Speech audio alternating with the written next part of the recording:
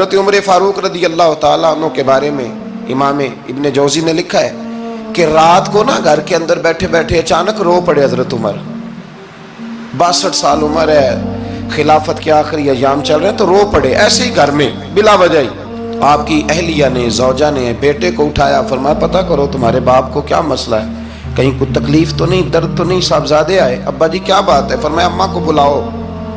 سب لوگ جمع ہو گئے تو جناب عمر فاروق رضی اللہ تعالیٰ عنہ فرمانے لگے کہ بیٹھو میرے ارد گرد. سب بیٹھ گئے تو فرمانے لگے آج جب میں مسجد سے نکلا تھا تو میرے نبی پاک کے سچے صحابہ, سچے رسول کے سچے صحابہ, حضور کے سچے غلام یہ کہہ رہے تھے کہ عمر بڑا ہی اچھا ہے, عدل والا ہے, انصاف والا ہے.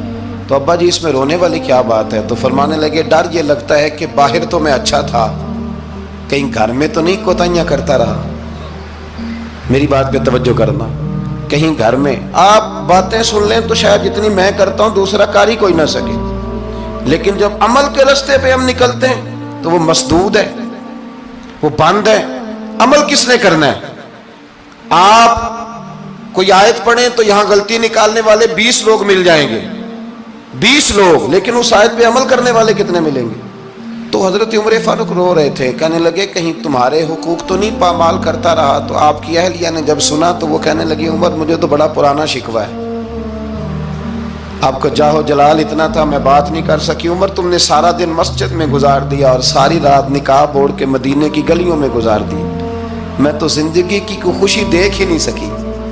چاہ تو میرے اندر بھی تھے نا کہ میرا شوہر کچھ گھڑیاں بیٹھتا, کہیں مجھے لے کے جاتا, تو میں تو کچھ نہیں دیکھا, مجھے بڑا شکوہ ہے. تو حضرت عمر کہنے لگے چل اللہ کی رضا کے لیے معاف کر دے.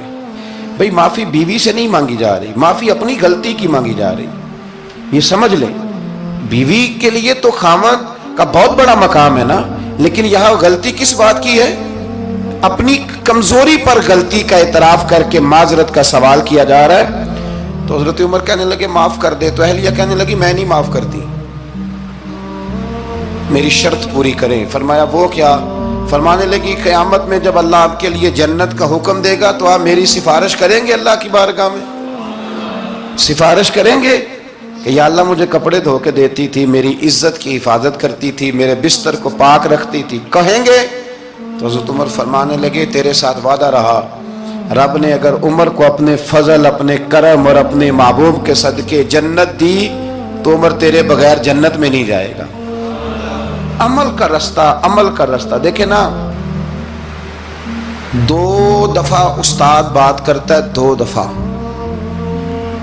اور کوئی زیادہ, ایک تو ہے نا کہ ایم اے اور جناب ایم ایڈ اور ایم فل اور پھر پی ایچ ڈی قسم کا استاد. ایک وہ جو matric P T C teacher ہے نا, وہ 2 دفعہ اسٹوڈنٹ کو کام کہے تو تیسری دفعہ وہ ناراض ہو جاتا ہے, کہتا ہے میں 2 دفعہ کہا ہے.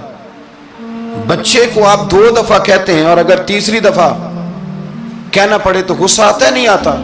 بھئی تو نے اتنی دفعہ کہا تو سمجھ نہیں رہا بات کو.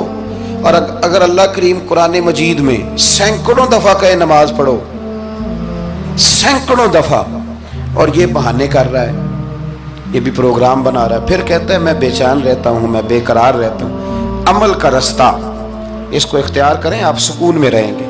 بد عمل آدمی اور بے عمل آدمی یہ ہمیشہ پریشان رہتے ہیں, ہمیشہ.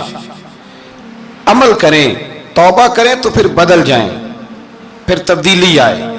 اور یہ کوئی مشکل کام نہیں, جو بدلنے والے تھے وہ بدل گئے. بڑا کچھ کرتے تھے پر پھر وہ لوگ بدل گئے. حضرت فضالہ رضی اللہ تعالیٰ عنہ کہتے ہیں کہ میں بڑا دلدادہ تھا عورتوں کا, اور میرا ماحول یہ تھا کہ میں قتل بھی کر لیتا تھا معاذ اللہ, چوری بھی کر لیتا تھا, اور رات میری طبیعت تھی معاذ اللہ نئی سے نئی عورت کے پاس جانا. کہتے ہیں ابو جہل نے اعلان کیا کہ جو نبی پاک علیہ السلام کا سر اقدس معاذ اللہ کاٹ کے لائے گا, نقل کفر کفر نہ باشد, 100 سرخ اونٹ انعام ملے گا. تو میں نے ارادہ کر لیا کہ میں بہت سارا انعام حاصل کروں گا. قرآن مجید میں نا اللہ فرماتا ہے کہ بہت سارے لوگ ایسے ہیں جنہیں اگر میں رزق میں کشادگی دے دوں, زیادہ پیسے دے دوں, فرمایا باغی ہو جائیں, وہ سرکش ہو جائیں. یہ بہت سارے لوگوں کو جو اللہ تبارک و تعالیٰ اعتدال میں رکھتا ہے تو یہ ان کے لیے بہتر ہے.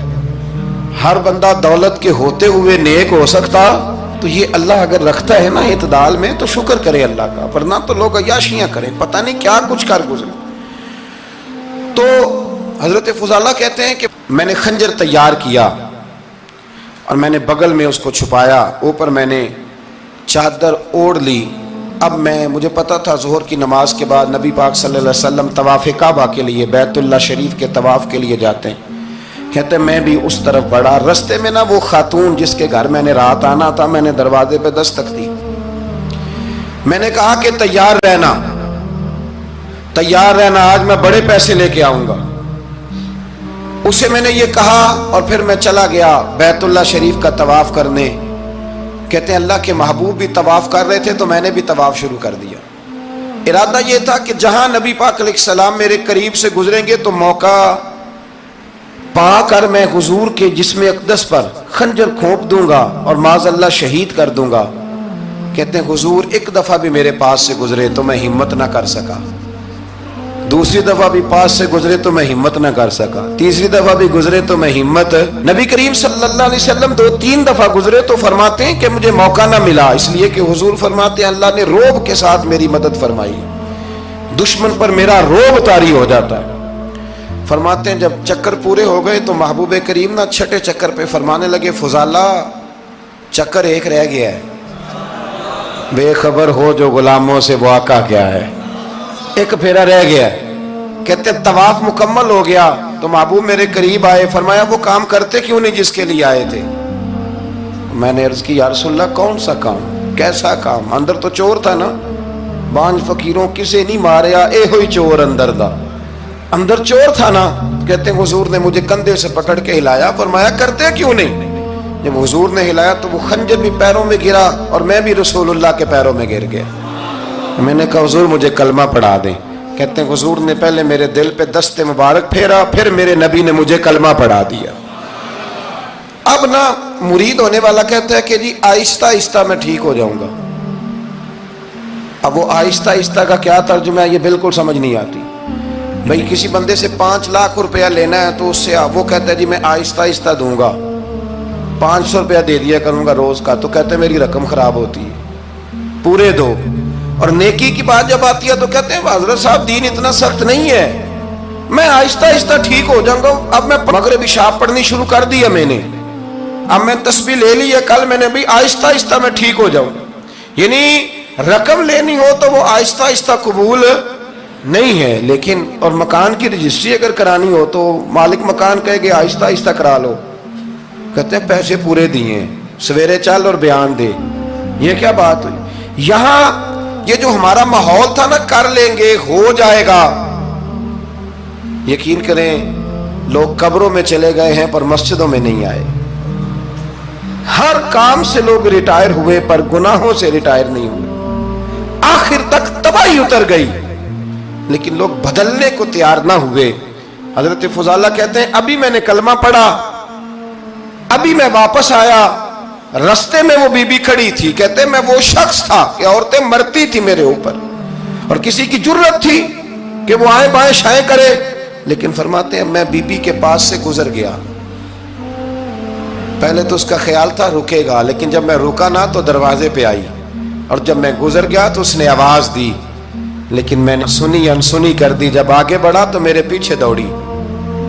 فرماتے ہیں مجھے پکڑ کے کہنے لگی فضالہ تجھے کیا ہوا، تو وہی نہیں جو یہاں سے گیا تھا؟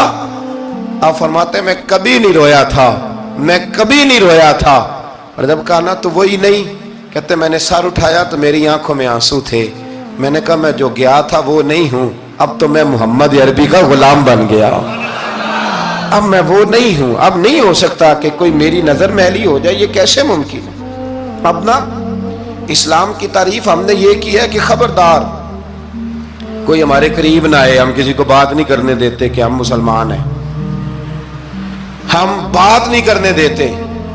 پتہ کیا بات ہے، ایک میری یہ تقریر ہوتی ہے ممبر پہ اور ایک میرا عمل ہوتا ہے جب میں سفر کرتا ہوں، جب میں گاڑی میں بیٹھتا ہوں، جب میں دوستوں سے ملتا ہوں، جب ان دونوں باتوں میں تضاد آتا ہے نا، تضاد، تو لوگ تقریر کو جذبات نہیں کہتے، ایک فن بن جاتی ہے تقریر۔